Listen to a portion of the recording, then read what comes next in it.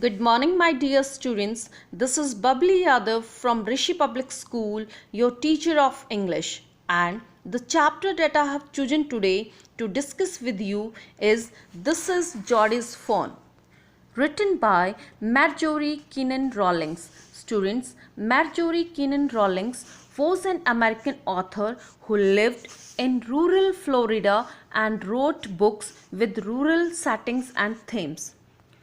Her best known work, The Yearling, is about a boy, Jody Baxter, who adopts an orphaned fawn.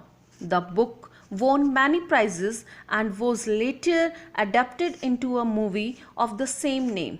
The present extract is taken from the same book, The Yearling. The time of action is 1870 in rural Florida. Now let's discuss about the chapter. Jody Baxter is a teenager boy living with his parents. Jody's father, Mr. Baxter, was bitten by a rattlesnake. He killed a dog to use its liver to draw the poison out. He slowly recovered, but his son Jody, who was with his father during the incident, felt guilty about orphaning a young fawn. He convinced his father to allow him to find the fawn and adopt it. His father allows him out of gratitude for the dog for saving his life. Jody tells his mother that he is going to look for the fawn and bring him to their home. Doc Wilson and Melville sport the idea of adopting the fawn. His mother is not pleased with this decision, but she does not stop him. Jody rides into the woods with Melville. He gets off, not wanting company, when he finds the fawn and sends Melville away. When he starts looking for the fawn, he discovers the carcass of the killed dog being eaten by buzzards. He also found footprints of cats, and for a moment he feared for the life of the fawn. After an intense search, he finally found the fawn behind a bush. Jody noticed that the fawn was shivering and was distrustful, but the fawn was alone and afraid. Jody carefully approaches him and comforts him. The fawn slowly becomes more close and dependent on Jody, trusting him completely. But when he starts walking, the fawn does not move. So Jody brings the fawn through the wood.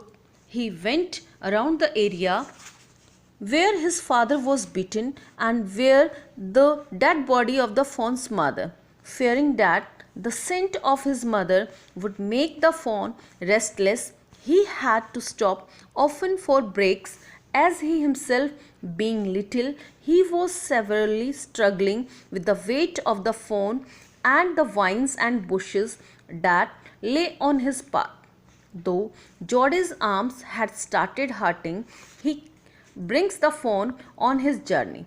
He even managed to win the fawn's trust, who gradually grew willing to follow him. After a point, Jody felt such a deep affection for the fawn that the struggle and the pain did not matter to him at all, and he felt like he could go on walking with the fawn for days.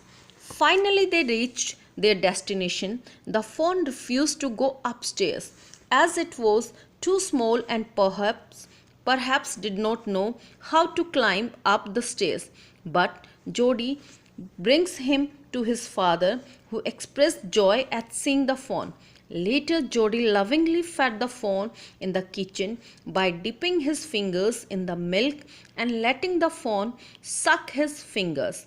Students, let's discuss about the theme of the chapter. The main theme of the chapter is living with kindness and compassion. The story is about a young boy's rescue of an orphaned fawn. Although the killing of a dog may look like animal cruelty, to save a human life makes it more understandable.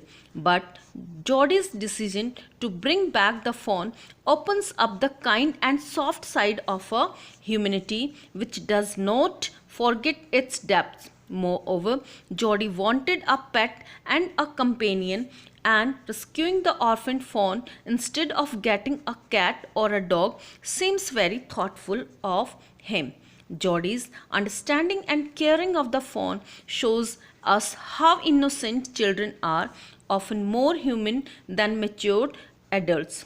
Jody's compassion for the fawn is very rewarding to him as he gives him immense joy. This is a lesson in always trying to be kind and soft, because ultimately it is the giver who gets the highest rewards. Thank you. Have a nice day.